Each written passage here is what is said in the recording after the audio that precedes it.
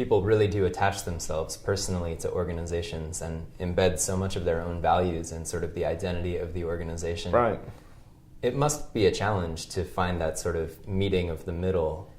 What's left, what's remaining in the transition to a fully integrated organization? I think in terms of identity, we're pretty much through the transition period, and that I don't hear people talking about being former AED or former FHI. I hear people talking about being FHI360 and being excited about that. Mm-hmm. Plus, during this transition period, we're bringing on new employees who don't have any association with either of the parent organizations. Sure. And so they're helping to also build this new culture of performance and accountability and commitment to facing the 21st century challenges in development. There is one major task that remains, and that is and it's a technical task. It's not so much of a cultural task.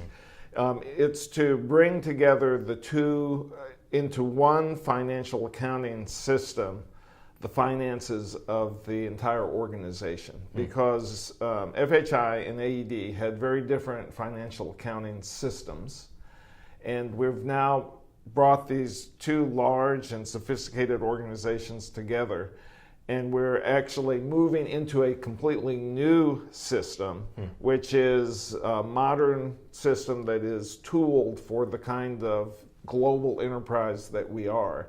And we will go live in the new system on October 1st this year. So we're in the midst of massive training and data migration and the transition from two systems into one new system. Right. And that is a huge challenge. If you talk to folks who run these kinds of organizations, every one of them is going to say that one of the biggest challenges is to get the financial system, enterprise system, in place and functioning correctly. And I'm very encouraged to see how orderly this transition is in our case, but it puts a lot of pressure on people, especially when you still have two systems and you've got some projects in one and some in the other, and then you have to manually put the data together and still meet audit standards and compliance standards, which